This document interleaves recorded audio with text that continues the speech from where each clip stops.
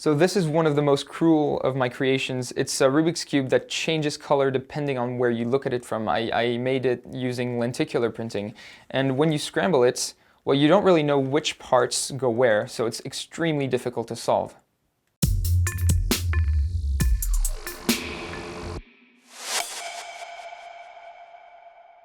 So my name's Greg, I'm 23 years old and I'm a mechanical engineer and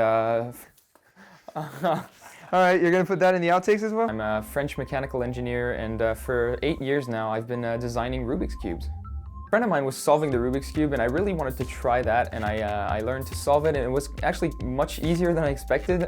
I tried other Rubik's Cubes because there are many variants, and the thing is, it was always the same thing, so I wanted to try something new, a new challenge, and since I was also interested in 3D design, I figured I should try to mix the two and invent new Rubik's Cubes, new challenges. Well, when I was a kid, I used to look at the Guinness World Records book. I had the 2004 edition, and I always read it and thought like it would be great to be in there. It would be great to have a world record, and so I decided to go with the most popular in my domain, which is puzzle design, and I created the largest, or at least highest order Rubik's Cube in the world. In 2014, actually, I started creating the 3D design to get it 3D printed. And the thing is, I saw that the price was over $7,000, so I didn't really have the money at the time. And now I figured I have a full-time job, I have a YouTube channel that works, so I actually found a sponsor. Overall, the complete process, so including design and everything, it was 25 hours of design and an overall time of 205 hours for assembly, stickering, and everything. So it was a lot of work.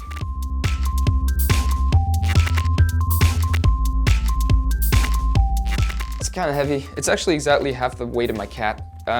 There's over 6,000 parts in there, 6,153, and there's over 6,500 stickers, so solving it is a complete nightmare, and it's really heavy, so you actually have to put it on the table if you want to turn it. Most people who solve the Rubik's Cube, at least those who know how to solve a 7x7, which isn't essentially much more difficult than a 3x3, would know how to solve this. Except the only problem is time, because it's not hard to solve, but it just takes time. It's the same thing over and over and over again. That one would take about 300 hours to solve.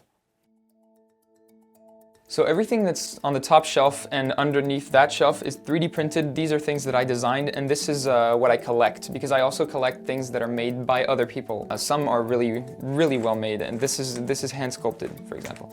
As for my own creations, I mean, there are some that are kind of original, like for example here, where you've got a circle in the center of the faces that doesn't turn when you turn the rest, like that, for example.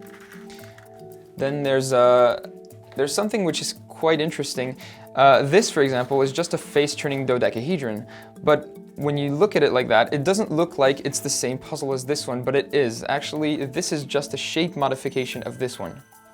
So this one is one of my favorites. I released it the day before the world record. It's actually just a tetrahedron with a lot of layers. It's the equivalent of a Rubik's Cube with 13 layers. And this is one of my most complex designs. It actually has gears that make the top half and the bottom half turn in opposite directions in regards to the middle layer. This is actually something that my sticker supplier and I created together for the World Championships in Paris this summer, and it's actually a functional 2x2 Eiffel Tower. So a friend of mine who actually made a modification that I own also gave me this fidget spinner as a gift, which looks just like a Rubik's Cube, and that's really cool. And after he made and sent me that fidget spinner, I decided to make one as well that looks like a Rubik's Cube, but completely. So this is a functional Rubik's Cube fidget spinner. So this is something that I designed that was mass-produced recently. It's called the multi-cube, and there's actually a cube on the outside which is corner turning, and there's one on the inside which is corner turning as well, and the two are linked. So when you turn the outside, the inside turns with it. But solving the outside does not necessarily mean solving the inside. So this is actually the smallest one that I've ever made. It's called the Square One. It's actually a competition item, and it can be used in competition. This is actually valid. But it's not the same as the Rubik's Cube, and you don't solve it the same way.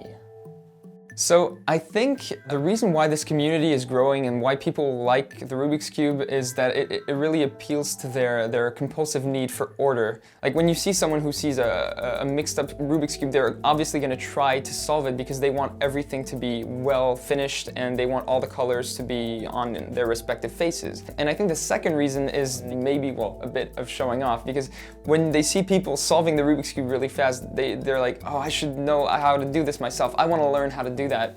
And then that's maybe why they're gonna try to learn how to solve it. I think it's really that need for self-satisfaction.